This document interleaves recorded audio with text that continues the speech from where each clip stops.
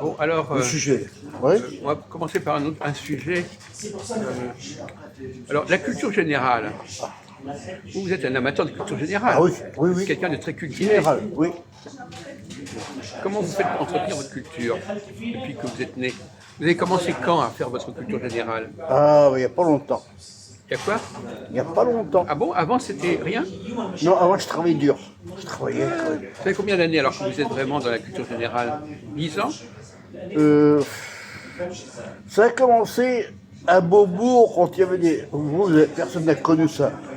Sur la place de Beaubourg, là, il y avait des rassemblements, des fois 50 personnes. Des conférences ici, je m'en Donc rappelle. c'était en 78, en 80? Dans les années 80. 80. C'est pas si longtemps, c'est il y a 40 ans quand même. Oh non. À Beaubourg. Alors c'était il y a combien de temps? 30 ans, 20 ans? Non, il n'y a même pas 20 ans. Il n'y a même pas 20 ans. Bon. À l'époque, il y avait de l'audience. Des fois, il y avait 50 personnes. Les années 80-90. On parlait librement. Ça s'est terminé.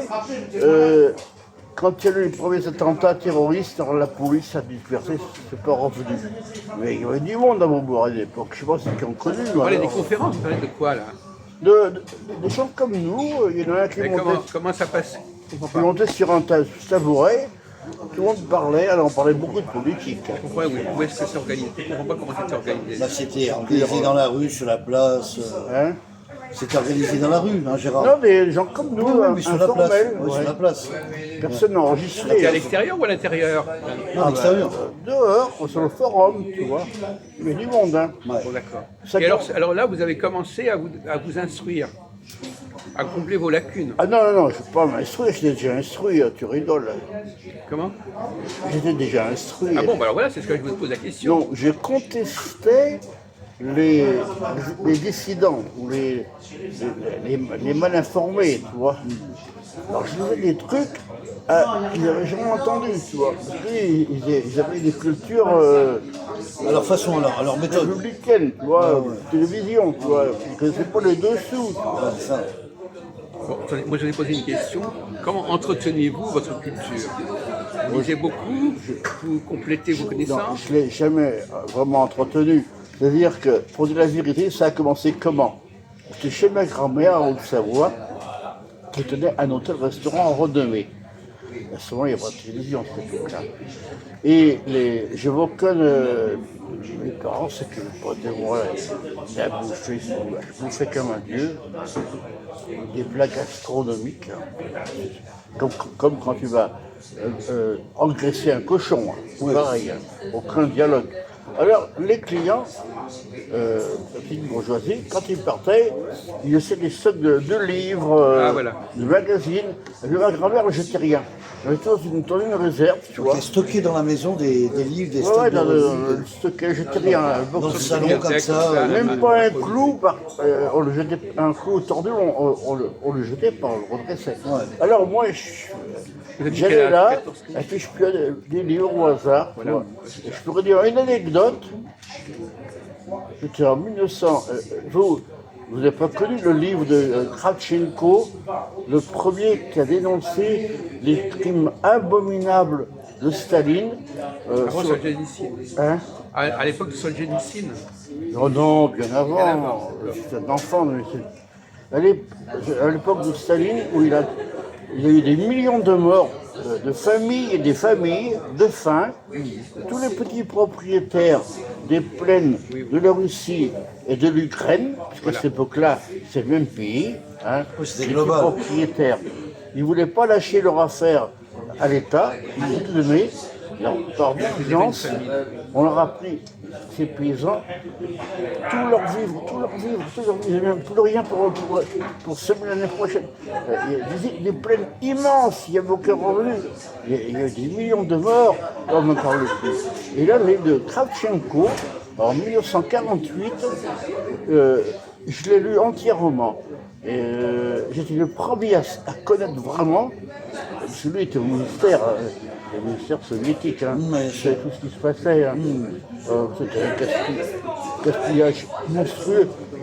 Et moi, je suis le premier à savoir scientifiquement ce qui se passait réellement en Ancien-Égypte. Alors, tout le monde encensait là aussi, oh, Staline, le petit père des peuples, oh, tu vois, à l'époque, Un haut visionnaire. même De Gaulle, il était copain avec les soviétiques, il avait mis des ministres communistes au gouvernement, De Gaulle, si vous ne savez pas. Et c'est Staline qui a donné la bombe atomique à la France. Et vous savez ça, ils ont donné pour qu'il y ait un équilibre. Parce qu'à cette époque, il y avait que les Russes et les Américains qui possédaient la bombe atomique. Alors, il y a un conflit. Alors, Staline, il a voulu donner la bombe atomique à la France, qui va un immense empire, pour faire une grande puissance de contrebalancement. Et à son tour, De Gaulle, à l'époque, après 1946, bien sûr, après De Gaulle il a mis à la porte une fois. Alors De Gaulle, qu'est-ce qu'il a fait? Ils étaient copains avec Israël à l'époque. Hein. Il a toujours été copain avec Israël, mais les gens, pour le démolir, ont dit le contraire, tu vois. Il a donné la bombe atomique à Israël, dans le sud d'Israël, une ville qui s'appelle Dimona, et là, tu as plusieurs documents, tu as énormément d'ingénieurs et leur famille français des confessions israélites. C'est grâce à la France qu'Israël a la bombe atomique. Il y a peu de bombe atomique, voilà. Donc, j'ai connu tout ça, mais personne ne connaît maintenant. Et là, Kravchenko, il est venu en France, il s'est sauvé en France pour être protégé, mais comme le gouvernement de Gaulle à cette époque-là était pro-communiste, il est parti aux États-Unis, mais finalement, il a été assassiné par le KGB, tu vois. Excusez-moi, on ne va pas Voilà. vous écouter Non, mais pendant ma des heures. culture vient de là. Écoutez, Et il y a mon âge, il y a peut-être 13 ans. mais Dimona, c'était en quelle année, Dimona? Dimona, c'est plus tard, ça c'est à l'époque de Gaulle, vers les... Mais pas du tout. à la fin, c'était un peu la fin de Vous savez à quel moment De Gaulle a quitté le pouvoir? En quelle année? il était au pouvoir, je crois, en 46, hein, Oui. 46-47, mais entre-temps, les administrations ont marché, donc Israël a reçu le bombe atomique dans les années 50 environ, hein, et depuis... Et De Gaulle n'a plus le pouvoir à ce moment-là. Non, mais les réseaux gaullistes, vous les connaissez mal. Moi, j'ai connu les réseaux gaullistes en 60-62 en Algérie. Les réseaux gaullistes, c'est pas rien. C'est pas rien. Pas rien. Peut-être que dans 50 ans, on connaîtra la vérité sur De Gaulle. Alors attends, Moi, je m'arrête là. Non, mais ça, on va laisser questionner. Non, mais tout se bien. on perd du temps là. Non, mais On perd du temps. Moi, écoutez, moi ça me fatigue. On n'est pas en train d'écouter votre truc Non, pendant je des demande une heures. seconde, après je m'arrête. Tout ce qu'on parle là, en fin de compte, bon, il y a eu ça. Je vous ai posé une question simple, vous me répondez par un fleuve. Attends une seconde.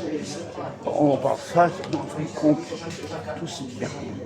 Oui, d'accord, mais ça, on sait tout ça. Non, mais écoutez, moi ça me fatigue. Voilà.